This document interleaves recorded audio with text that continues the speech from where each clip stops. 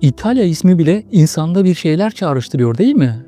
Uzun bir yemek masasına geçen bir gece, tarihin her köşesinde sizi selamladığı daracık sokaklar, hayatın en güzel sahnesi gibi duran bir meydan.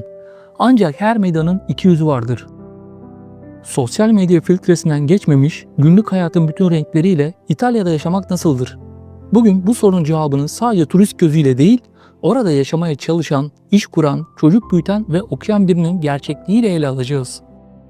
Çünkü bir yere taşınma hayali sadece kartpostallara aşık olmak değil, o kartpostalın arkasındaki hikayeyi, zorlukları ve ödülleri bilerek adım atmak demektir.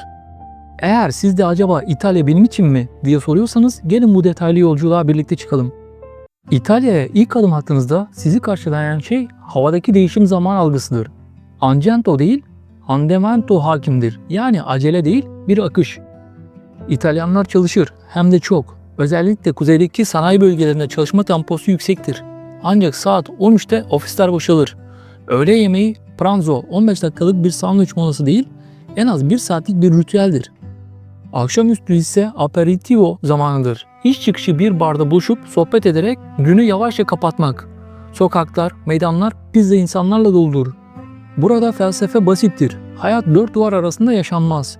Bu tempo özellikle hızlı, sonuç odaklı kültürlerden gelenler Kuzey Avrupa, Kuzey Amerika, Asya için ilk başta şaşırtıcı ve hatta sinir bozucu olabilir.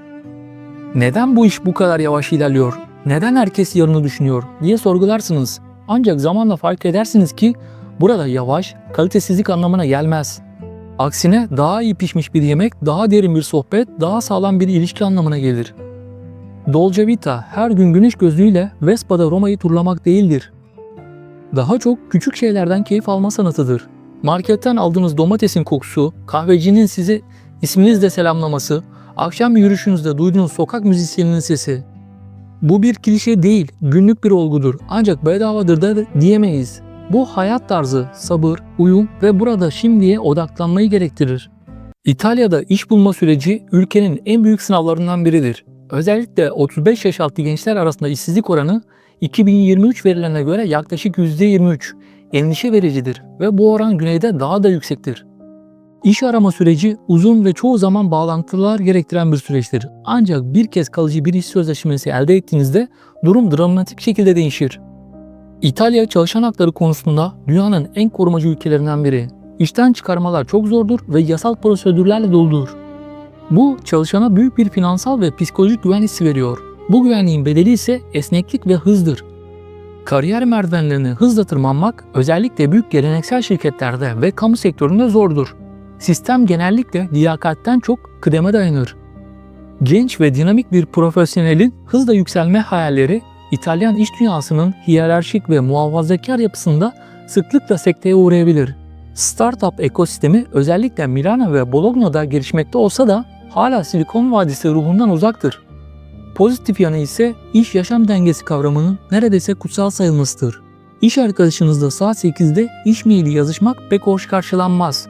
Hafta sonları ve tatiller kutsaldır. Genellikle Ağustos ayında ülke adeta tatil moduna girer. Bu düzen hayatın sadece çalışmaktan ibaret olmadığını hatırlatır. İtalya ekonomik olarak iki farklı ülke gibidir. Endüstriyel, dinamik kuzey ve daha az gelişmiş ama yaşam maliyetinin düşük olduğu güney. Kuzey İtalya, Lombardiya, Emilia, Romagna, Veneto, Milano, İtalya'nın finans ve moda başkentleridir. Ortalama net maaşlar aylık 1500 ila 2500 euro arası. Ancak bunun bir bedeli vardır. Yaşam pahalılığı. Özellikle kiralar çok yüksektir. Milano'da tek yatak odalı bir dairenin kirası 1000 euronun altında bulmak neredeyse imkansızdır. Bologna ve Torino biraz daha uygun olsa da yine de Avrupa standartlarında pahalı şehirlerdendir. Bu bölgelerde hayat hızlı, rekabetçi ve daha uluslararasıdır.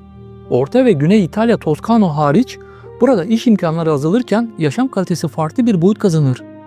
Napoli, Bari veya Sicilya'da bir kasabada kiralar aylık 400 ile 600 euroya düşebilir. Pazar alışverişi, dışarıda yemek, sosyal aktiviteler çok daha uygundur. Hayatın merkezine deniz, aile ve sosyal ilişkiler yerleşir. Ancak burada iş bulmak özellikle yabancı, İtalyancayı eksiksiz konuşmayan biri için büyük bir mücadeledir. Genç yeteneklerin iş için kuzeye göç etmesi ciddi bir sorundur. Vergilendirme ise her yerde ağırdır. Brüt maaşınız neredeyse %35 ile 45'i vergi ve sosyal güvenlik kesintileri olarak gider. Bu net gelirinizi düşürse de karşılığında sonraki bölümde göreceğimiz gibi güçlü bir sosyal güvenlik ağı alırsınız. İtalya, Batı'nın akademik beşiğidir. Bologna Üniversitesi 1088 dünyanın en eski üniversitesidir. Devlet üniversitelerindeki harçlar gelire göre belirlenir ve yıllık 500 ile 3000 euro arasında değişir. Bu özellikle uluslararası öğrenciler için büyük bir avantajdır. Ancak sistem Anglo-Sakson üniversitelerinden farklıdır. Eğitim çok teoriktir, dersler büyük amal fiillerde işlenir, öğrenciden bireysel çalışma ve disiplin beklenir. Pratik projeler veya sürekli değerlendirme yerine ağırlık yılda bir kez yapılan, genellikle sözlü olan sınavlardır. Bu sınavlar sadece bilgiyi değil, argüman geliştirme ve konuşma becerilerini de test eder.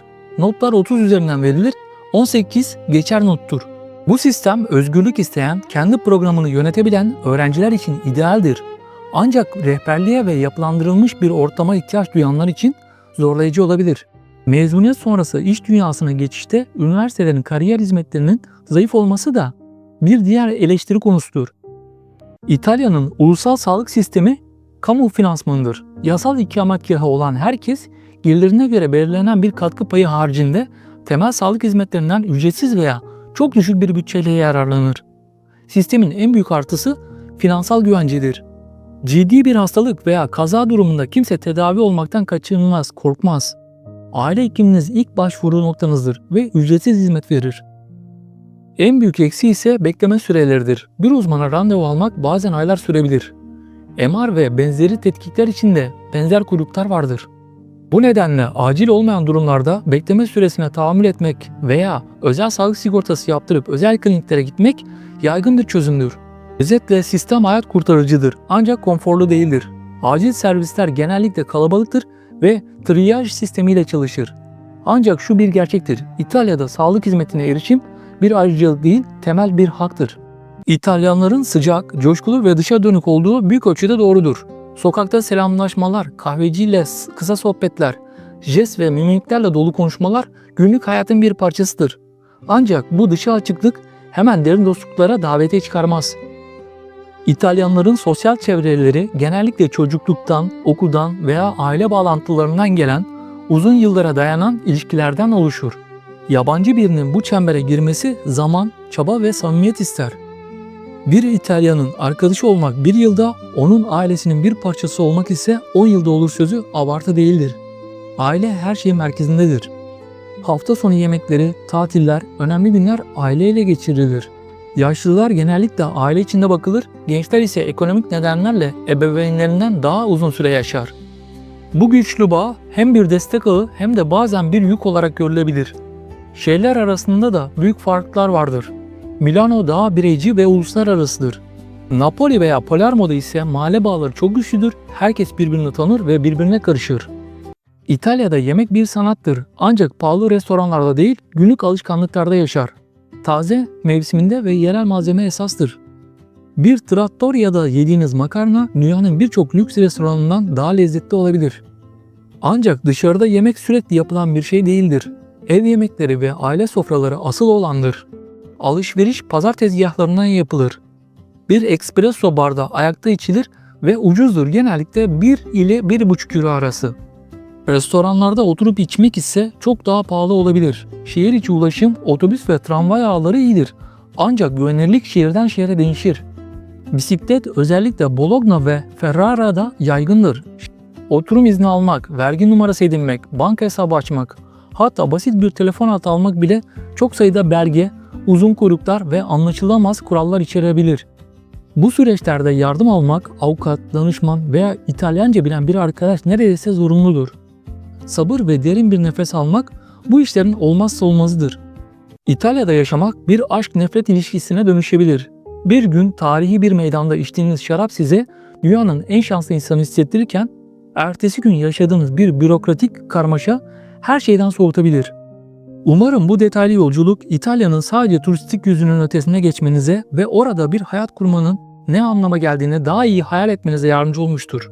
Unutmayın, en güzel hikayeler bile inişli çıkışlıdır ve İtalya'daki hayat da tam olarak böyle bir hikayedir. Peki ya siz? Bu anlatılanlar sizde ne hissettirdi? İtalya'nın hangi yönleri sizi cezbediyor, hangi yönleri ise acaba dedirtiyor? Deneyimlerinizi ve düşüncelerinizi yorumlarda paylaşmayı unutmayın. Eğer bu tarz derinlemesine içerikleri seviyorsanız kanala abone olup bildirim zilini açarak bir sonraki keşfimizde buluşabiliriz. Görüşmek üzere, arrivederci.